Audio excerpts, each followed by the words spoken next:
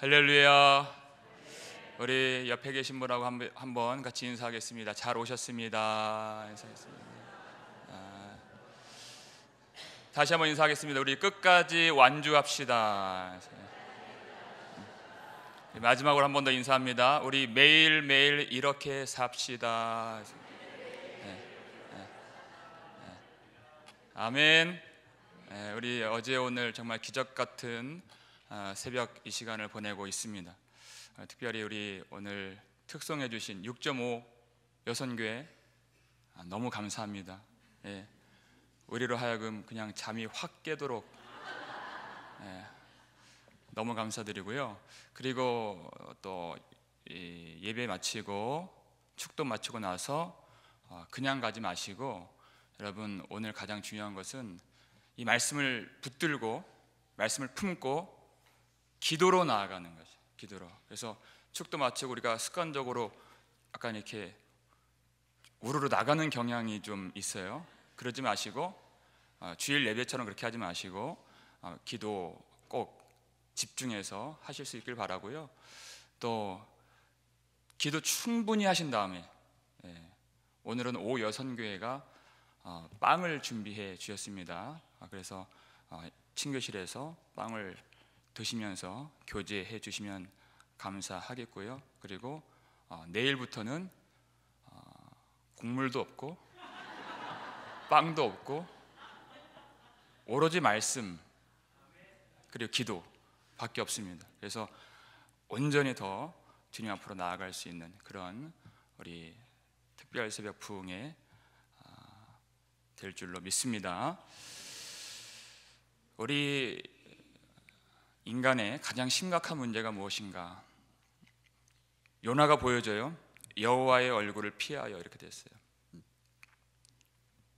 우리는 하나님을 떠나서는 살 수가 없는데, 하나님께로 나아가야 살 수 있는데 여호와의 얼굴을 피하고자 하는 그런 모습들이 선지자 안에서 발견되고 또 교회 안에서 또 성도들 안에서 우리 안에서 발견될 때가 많이 있다.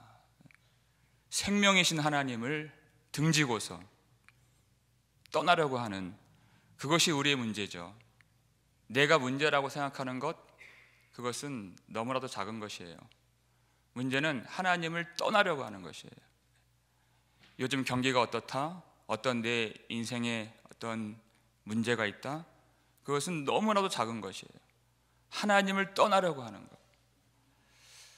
아담이 범죄했습니다. 선악과를 먹고 나서 눈이 밝아졌다 그랬어요. 근데 그 눈이 밝아졌다고 하는 내용이 무엇인가? 그 전에는 하나님밖에 보이지 않았어요. 하나님께로 가는 길만 보였어요. 그런데 눈이 밝아져서 자기가 주체가 되는, 자기 힘을 의지하게 되는, 자기 지혜를 따라가게 되는 그 눈이 열렸다는 것이에요. 그게 바로 간교한 뱀의 지혜죠. 하나님의 말씀을 버리고 뱀의 지혜가 들어왔어요. 그러니까 자기들이 벗은 줄 알고 이렇게 됐어요. 그 전에는 벗었다는 것이 전혀 문제가 안 돼요. 죄가 들어오면 뭐가 들어와요? 수치가 들어온다는 것입니다. 그러니까 그 문제를 어떻게 해결해요? 하나님께 나아가야 되는 문제예요. 이것은 죄의 문제라고 하는 것은 우리가 스스로 해결할 수가 없는 거예요. 그런데 자기의 지혜, 인간의 지혜, 뱀의 지혜가 발동되게 돼요. 무화과 나무 잎을 엮어서 치마로 삼았더라.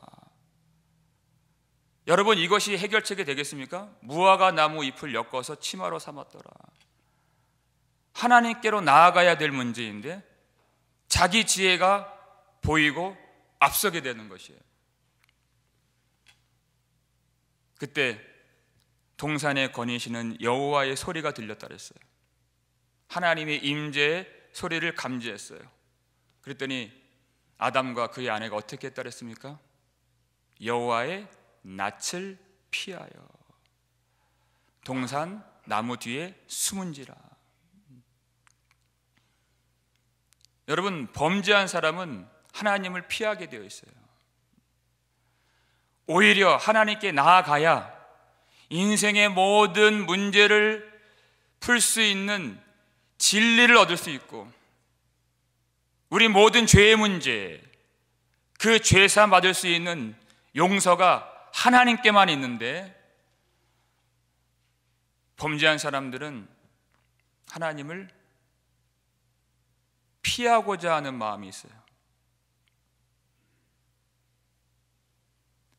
죄를 범하면 그 죄 자체도 문제지만 하나님의 말씀을 싫어하게 됩니다. 하나님과의 그 교제, 그것을 더 이상 즐겁게 여기지 않게 됩니다. 하나님을 싫어하게 돼요.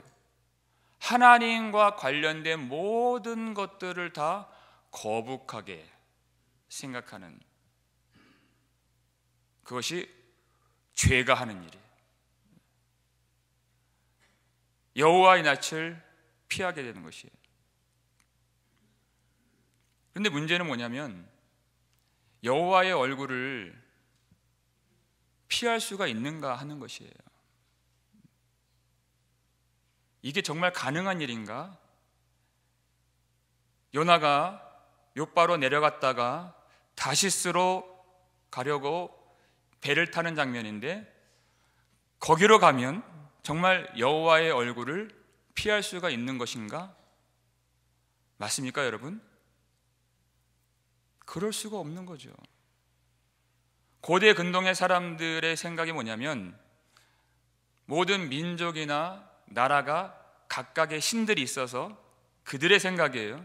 사람들의, 세상에 있는 사람들의 그 각각의 신들이 관장하고 통치하는 그런 고유의 영역이 있다고 생각을 했어요. 아수르의 신은 아수르를 관장하고, 바벨론의 신은 바벨론 그 지역을 주관하고, 이스라엘의 여호와는 이스라엘 땅을 주관하는, 그렇게만 생각을 했어요. 그런데 죄는 사람을 어리석게 만드는 죄입니다. 요나는 하나님의 선지자이잖아요. 하나님의 말씀을 받아서 대언하는, 하나님의 계시를 받은 자예요.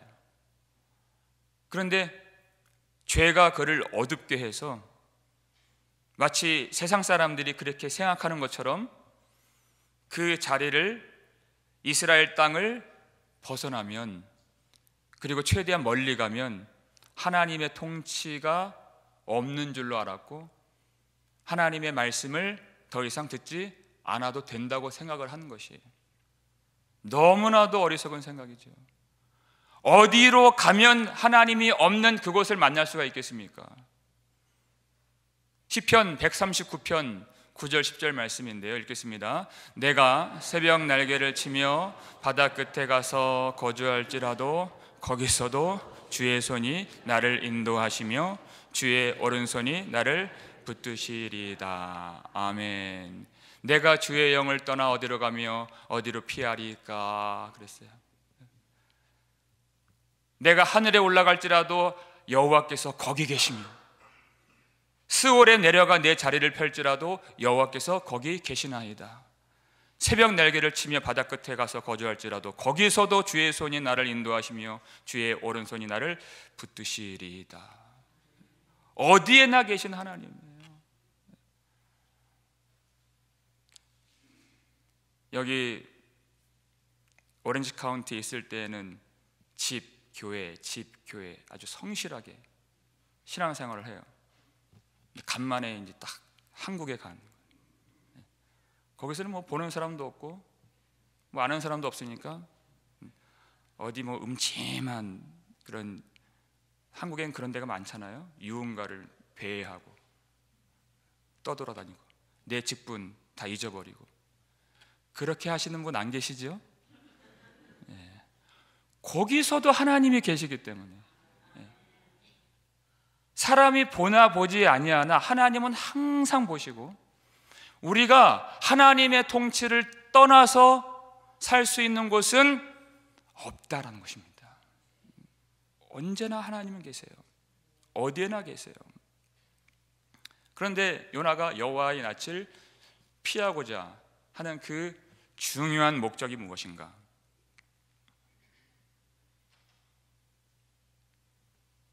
하나님의 사랑 때문에. 누구에 대한? 니느웨에 대한 하나님의 사랑 때문에 여호와의 얼굴을 피하고자 하는 것이에요. 요나의 생각에는 저들이 심판을 받아야 마땅한 자들이고 너무나도 잔혹하고 잔인한, 오랫동안 우리 동족을 괴롭혀왔던 그런 원수 나라인데 왜 저들에게 긍휼을 베풀려 하시는가? 그 하나님의 사랑이 못마땅하고 그 하나님의 사랑이 요나를 분노케 만들었던 것입니다. 그래서 여호와의 낯을 피하여. 여러분, 이 대목이 소위 신앙이 좋다고 하는 사람들이 자주 걸려 넘어지는 대목인 것입니다. 신앙이 좋은 건 아니에요. 스스로 좋다고 여기는 사람들이에요. 누가복음 15장에 보면 한 아버지에게 두 아들이 있죠. 근데 그 둘째 아들이 아버지에게 유산을 달라 하고 유산을 받아서 이제 타국으로 가는데 거기서 허랑방탕하여 그것을 다 탕진해요. 다 써버렸어요.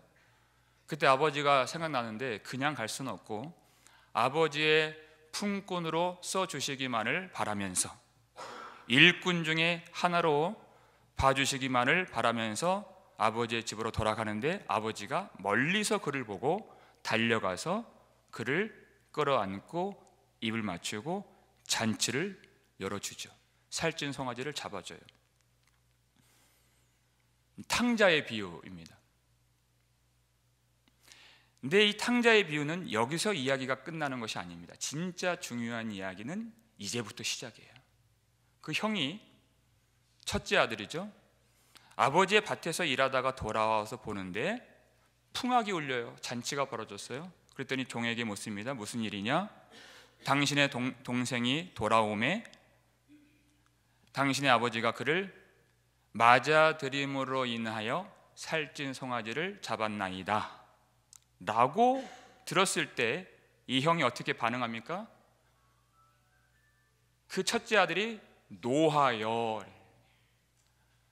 아버지의 집에 들어가지 아니함으로 이렇게 됐어요. 그가 분노가 일어나서 아버지의 집에 들어가려고 하지 않는, 아버지의 얼굴을 보려고 하지 않는 장면이에요. 예수님이 이 말씀을 하실 때 진짜 탕자가 누구냐라고 물으시는 것입니다. 아버지에게는 두 아들이 있는데 너희가 보기에는 진짜 탕자가 누구라고 생각하느냐는 거예요. 예수님이 이 비유하실 때 어떤 상황이 있었느냐면 누가복음 15장 1절에서 2절 말씀인데요. 읽겠습니다. 모든 세리와 죄인들이 말씀을 들으러 가까이 나아오니 바리새인과 서기관들이 수군거려 이르되 이 사람이 죄인을 영접하고 음식을 같이 먹는다 하더라. 아멘. 이런 문맥 속에서 탕자의 비유를 말씀하신 것이에요. 자, 세리와 죄인들이 말씀을 들으러 예수님께 가까이 나아왔다는 것이에요. 세리와 죄인. 바리새인과 서기관들은 그 장면을 보고서 수군거리고 예수님을 비난하고 그리고 세리와 죄인들을 정죄하고 판단하는, 누가 과연 진짜 탕자들이냐라는 것이에요. 세리와 죄인들은 둘째 아들인 거죠. 그리고 바리새인과 서기관들은 첫째 아들인 거죠. 이들이 수군거리고 예수님을 비난하고 그리고 죄인들을 정죄하고 판단했던 이유는 자신들이, 바리새인들 자신들이 하나님이 요구하시는 모든 말씀을 다 순종했다고 생각했기 때문이에요.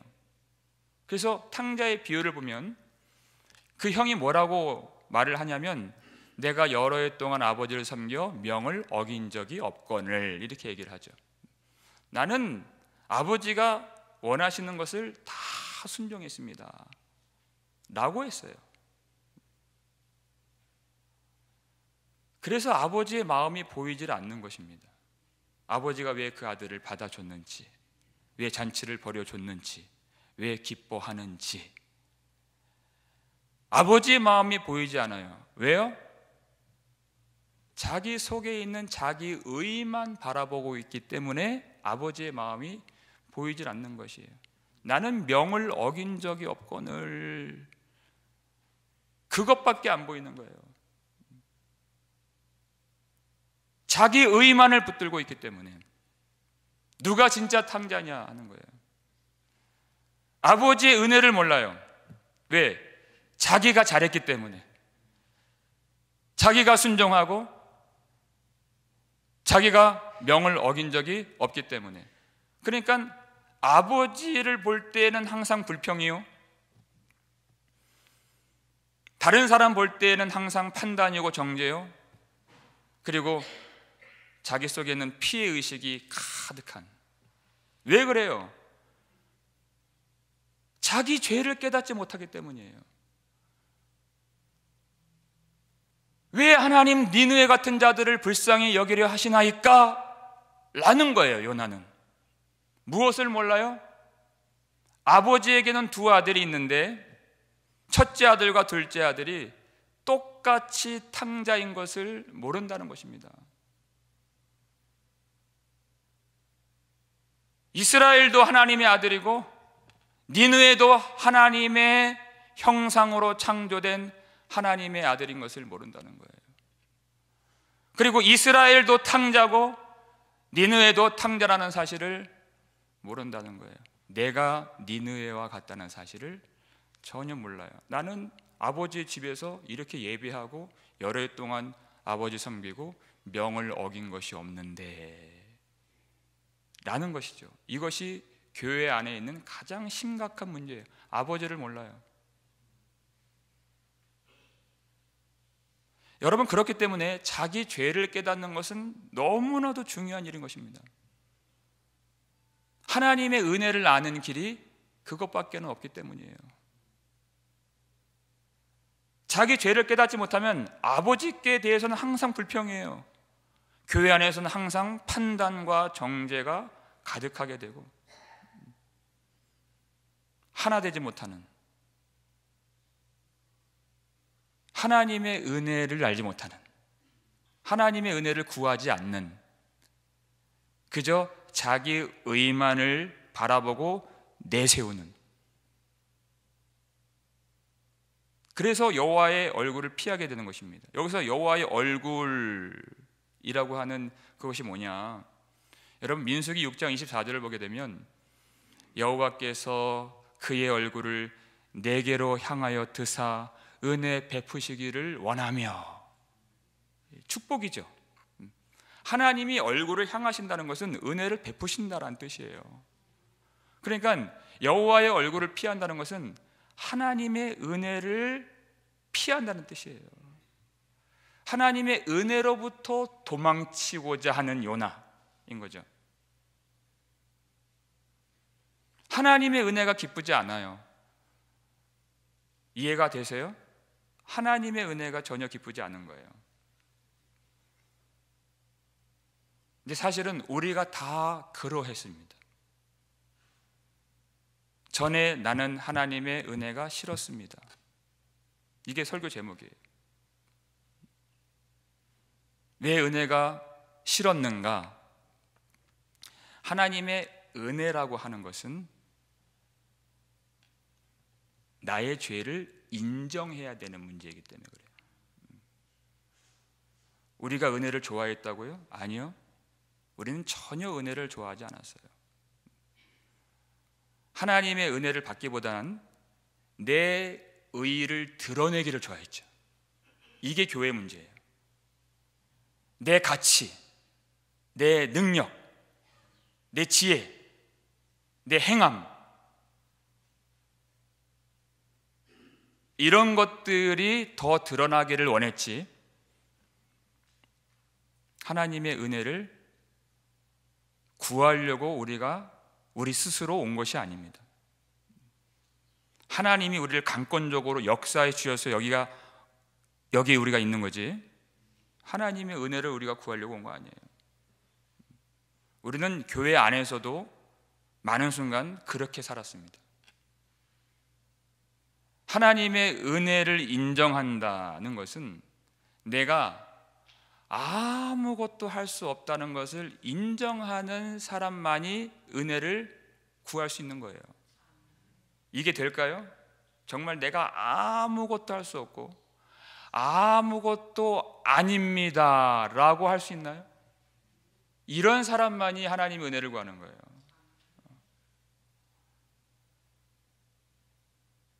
근데 당신 아무것도 아니야, 우리는 거기서 분노를 일으키죠. 못 견뎌요. 근데 진짜 은혜를 구하려면 내 실체를 알아야 되는 거예요. 하나님 앞에서 내가 누구인가. 지금 요나는 니느웨가 얼마나 악한가를 항상 생각해요.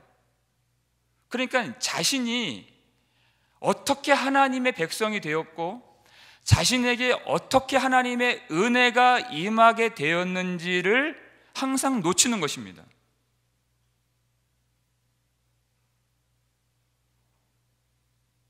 니느웨가 악한 것은 사실이지만 그렇다고 해서 이스라엘 백성들이 그들보다 더 낫느냐? 전혀 그렇지 않다는 것이에요. 그들이 하나님의 백성이 되고 하나님과 언약을 맺었던 것은 전적으로 하나님의 은혜로 된 것이지, 그들의 자질, 성품, 능력, 실력, 그들의 신앙, 그것이 아니었다는 것입니다. 전적으로 처음부터 마지막까지가 다 은혜라는 것이에요. 우리가 은혜를 받았다는 것은, 은혜 받고 나서 이제 신앙의 여정으로 들어간다는 것은 무엇을 알게 되는 길이냐? 하나님의 은혜를 그때부터 알게 되는 길인데, 내 죄가 얼마나 큰가를 알아가면서 은혜를 깨달아가는 여정, 이것이 신앙생활인 것입니다. 예수 믿기 전에는 몰라요, 내가 얼마나 큰 죄인지. 우리 예수님은요, 음행을 한 것이나 음욕을 품은 것이나 똑같다 이렇게 보시는 하나님이십니다. 그 마음의 동기를 보시고 중심을 보시고, 진짜 누군가를 죽인 그 죄나 마음으로 형제를 미워한 그 죄나 똑같다 이렇게 보시는 거예요. 그렇게 잔혹한 니느웨나 하나님 집에서 예배를 드리지만 마음속으로 하나님을 버리고 여호와의 얼굴을 피하려고 했던 그들이나 하나님 보실 때는 여기도 탕자고 저기도 탕자인 것이에요. 우리의 신앙의 여정은 뭐냐면, 내가 바로 그 니느웨였구나라는 것을 알게 되는 것. 그것을 알 때 하나님의 은혜가 무엇인지를 알 수 있는 것입니다. 그러니까 죄를 깨닫는 것은 언제나 중요한 과정이고, 하나님의 은혜 빛 가운데에서만 가능한 그 자체로서의 은혜인 것입니다. 은혜가 임해야 죄를 깨달을 수 있는 것이에요. 탕자는 돌아왔습니다. 그런데 그 형은 돌아오지 못했습니다. 세리와 죄인들, 창기들은 예수님께로 돌아왔습니다. 하나님의 은혜가 절대적으로 자신들에게 필요하다는 사실을 알았기 때문에 돌아온 것이에요. 그런데 대부분의 바리새인들과 서기관들은 돌아오지 않았습니다. 왜냐하면 하나님의 은혜보다는 자기 의를 더 내세우기를 좋아했기 때문에. 여러분, 우리는 그런 모습이 없나요? 정말 우리는 하나님의 은혜를 사랑하는 자들입니까? 은혜가 있을지어다 그러면 정말 우리는 그 약속에, 그 선포에 기뻐하는 자들입니까? 은혜가 있을지어다 보다는 그냥 현찰 다발로 받을 때가 더 기쁜 거 아니에요? 정말 은혜를 우리가 아는 자들입니까? 그런데 세리와 죄인들은 돌아왔다는 거예요. 이 성경을 보니까 니느웨가 돌아왔다는 거예요. 니느웨가 회개했다는 것입니다. 그런데 이스라엘은 회개하지 않았다는 것입니다. 누가 탕자인가? 그 돌이키지 못한 이스라엘과 같은 존재가 바로 요나로 그려지고 있는 것입니다. 여호와의 얼굴을 피하여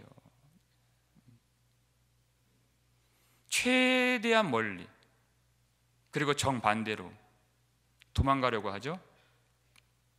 그래서 욥바로 내려가요.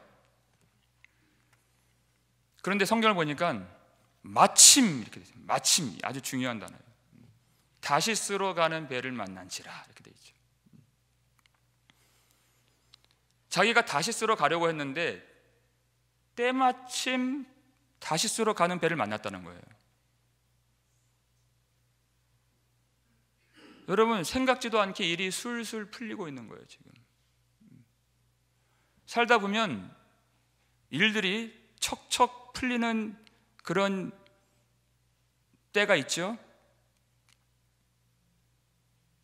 우리는 그러면 그것을 형통이라고 말하고 싶은데, 성경을 보면 형통이라 함은 하나님의 뜻이 이루어지는 것이지 내 뜻이 이루어지는 것이 형통은 아닌 것입니다. 일이 잘 풀려요. 일도 많이 들어오고 돈도 많이 벌리고 돕는다는 사람들도 만나고 정신없이 그 일에 빠져들어가요. 근데 성경에서 말하는 형통은 뭐냐면 하나님과 함께하는 것입니다.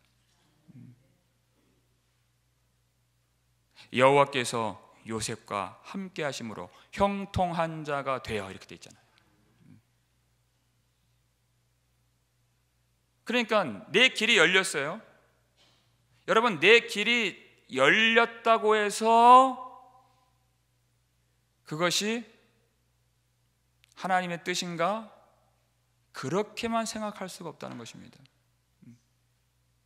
왜냐하면 잘 보세요. 불순종하는 길도 활짝 열릴 수 있는 거예요. 내 길이 막혀요. 잘 안 돼요. 일이 안 풀려요. 마음 같지 않아요. 이건 하나님의 뜻이 아닌가? 우리는 그렇게 생각할 때가 많습니다. 열심히 사역을 해요. 근데 아무런 열매가 없는 것 같아요. 그러면 이 길이 하나님의 뜻이 아닌가? 우리는 그렇게 자기 합리화에 빠질 때가 많이 있어요. 왜? 포기하고 싶고 그만하고 싶기 때문에 그래요. 아닙니다. 일이 잘 되는가 안 되는가는 내가 판단하는 것이 아니에요. 그보다 더 중요한 것은 내가 하나님과 동행하는 삶을 살고 있는가 하는 것이에요. 평생의 목회를 하는데 겉으로 볼 때 교회가 그렇게 크지 않은 그런 교회들이 참 많이 있죠. 근데 하나님이 보실 때는 너무나도 충직한 종들, 그리고 아름다운 교회들이 많이 있는 거예요. 근데 반면에 교회가 너무 유명해졌어요. 그래서 사람들이 구름대와 같이 몰려드는 그런 교회도 있죠. 근데 어떤 경우에는 하나님이 보시기에 다시스로 가는 종이 있고 다시스로 가는 교회가 될 수 있다. 눈에 보여지는 성과가 아니에요. 내가 과연 하나님과 동행하는 삶을 살고 있는가? 내 길이 열리는가? 막히는가? 그게 중요한 게 아니에요. 하나님이 나와 함께 하심을 믿고 하나님이 주신 길로 가는 거예요. 그런데 지금 요나는 여호와의 낯을 피하여서 다시스로 가려고 배를 만났는데 어떻게 해요? 그가 뱃삭을 주고 배에 올랐더라 이렇게 돼 있어요. 그냥 타지 않았습니다. 뱃삭을 주고 올랐더라. 당시에는 지금 같은 뭐 여객선, 동력선 이런 게 당연히 아니었겠죠. 노를 저어서 가는 그런 배예요. 그러니까 이 요빠는 지금의 텔아비브예요. 거기서부터 다시스는 이제 스페인 남부 지역인데 지중해를 관통해서 가려면 어떤 학자는 1년 정도 걸린다 그래요. 그렇게 해석을 했더라고요. 수개월 동안 이 배를 타려면 지금처럼 이 여객선 시스템이 잘 되어 있는 그런 환경이 아니었기 때문에 엄청난 금액의 백삭을 줬을 것이다라는 거예요. 또 어떤 학자는 뭐라고 얘기하냐면 이때 백삭이라고 하는 이 용어는 그 배를 통째로 빌릴 때 내는 금액이다 이렇게 해석을 했어요. 그 선원들, 선장 모든 것들에 대한 비용을 자신이 지불했다고 해석을 한 거예요. 요나가. 그게 뱃삭이다. 어쨌거나 지금같이 뭐 얼마 내고 이 정도가 아니라 상당한 액수의 그런 삭을 내고 배를 탄 것으로 보여져요. 어떤 마음이에요? 얼마나 다시스에 가고 싶었으면, 얼마나 가기를 원했으면 그 상당한 값을 지불하고 대가를 치르고 삭을 주었겠는가. 여러분, 죄를 지을 때에도 돈이 많이 드는 것입니다. 우리는 주님을 섬길 때, 주님을 따라갈 때 희생하고 대가를 치른다고 생각을 해요. 근데 그것은 희생이 아니에요. 주님께서 우리의 눈을 열어주셨기 때문에 주님 안에 있는 보화를 발견해서 가는 길이지 내 희생하는 게 아니에요. 보고 가는 길, 믿음으로 보았기 때문에 그 밭에 숨겨진 보화를 향해서 가는 거지, 내가 무슨 희생을 하고 대가를 치릅니까? 대가는 주님이 치러주신 거예요. 근데 진짜 대가를 치르는 게 뭐냐면 불순종의 길에서 엄청난 대가를 치르게 돼요. 엄청난 대가를. 그냥 죄 짓는 거 아니에요.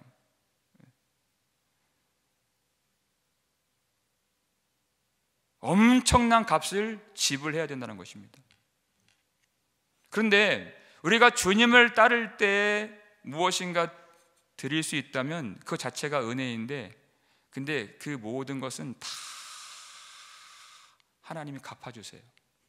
영광으로, 생명으로, 영생으로 다 갚아주시죠. 그래서 하늘의 보화라고 말씀하시는 것이에요. 하늘의 보화를 쌓으라. 절대 허비되는 것이 없습니다.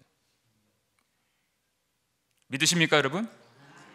그런데 죄를 지을 때 대가를 치르는 그 일은 아무것도 얻는 것이 없어요. 여러분, 여호와를 피해서 성도가 있어야 할 자리에 있지 않고 하나님을 등지고 도망가는 그 자리, 너무나도 허무하죠. 그냥 사람들이 자기 삶을 탕진해요. 자신의 시간과 물질과 힘과 에너지를 다 탕진해요. 술로 탕진하고 도박으로 탕진하고 또 이것저것 또 과소비로 탕진하고 뭐 이 세상 뭐 정신 없습니다. 다 탕진하게 만드는 거예요. 여호와를 떠났을 때, 근데 그것으로 무엇을 얻느냐는 거예요. 어떤 기쁨과 행복과 만족과 위로를 얻을 수가 있느냐? 그 속은요, 썩을 대로 썩어 문드러진 속이에요. 너무나도 허탄하죠. 왜? 얻는 것이 없고, 그 허탄함 때문에 또 그 속에 들어가고 탕진하고 견딜 수가 없는 거예요. 하나님 없는, 하나님 없이 사는 인생은 너무나도 공허해서 두려워서 견딜 수가 없는 것입니다. 정신을 잃을 정도로. 그래서 그 속에 한순간이라도 잊어보려고 그렇게 탕진하는 삶으로 그렇게 사는 거죠. 무엇을 얻을 수 있습니까, 여러분? 그렇게 엄청난 대가를 치르고서 배를 탔는데 배삭스를 줬어요. 근데 그 배가 요나를 안전하게 다시스로 인도해 주었습니까? 아니죠. 갈 수 없어요. 하나님의 사람은 자기가 백사스를 다 줬다 해도 그 육신의 목적지에 도달할 수 없는 거예요. 그 베삭스는 어떤 일을 했습니까? 배를 타다가 중간에 요나를 바다에 빠뜨리게 만드는 그런 베삭시죠. 죽음의 바다에 빠뜨리게 만드는 그런 대가였다는 것입니다. 그런 값이었다는 것이에요. 여러분, 여호와의 얼굴을 피해서 산다는 것은 모든 삶의 질서가 어그러진 삶을 사는 것이에요. 이 3절 내용을 보면 다 이상해요. 선지자가 여호와의 얼굴을 피했다는 사실이에요. 선지자가 회개의 말씀을 전하기 싫어서 사명을 저버리고 말씀을 저버렸다는 것이에요. 에스겔 27장 12절 보니까 다시스는 보화가 풍부한 곳이다 이렇게 되어 있어요. 선지자가 하나님의 말씀을 버리고 세상의 부귀 영화가 가득한 곳을 향해서 가려고 온 힘을 다했다. 우리는 어떤가요? 여호와의 낯을 피해서 영적 질서가 다 어그러지고 삶의 균형이 다 깨어진 모습들을 보일 때가 참 많은 인생입니다. 우리가 그래요. 하나님의 얼굴을 떠나면 이 신앙의 균형, 삶의 균형이 다 깨지게 되어 있어요. 관계가 깨지게 되어 있고, 기쁨이 깨지게 되어 있고, 사랑이 깨지게 되어 있고, 소망이 깨지게 되어 있고, 삶이 완전히 어그러지게 되어 있는 것이에요. 정말 죽지 못해 사는 거죠. 너무나도 힘든 것이에요. 왜? 하나님의 얼굴을 피하면서 살기 때문에. 우리는 오늘 이 시간에 내가 정말 하나님의 뜻대로 느네로 가려고 하는 사람인지 아니면 다시스로 가려고 하는 사람인지를 돌아봐야 되는 것입니다. 하나님의 얼굴을 피해서 사는 것이 얼마나 비참하고 허망한 일이고 허무한 일인지를 우리가 이 아침에 깨달아야 된다는 것입니다.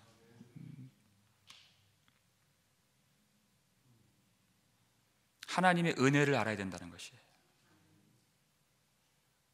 전에는 은혜가 싫어서 도망 다녔던 삶이었다면 이제는 하나님의 은혜가 무엇인지를 알고 그 은혜를 더욱 구할 수 있는 그런 삶이 되어야 된다는 것이에요.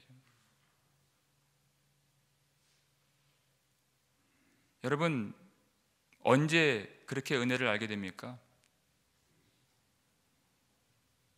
내가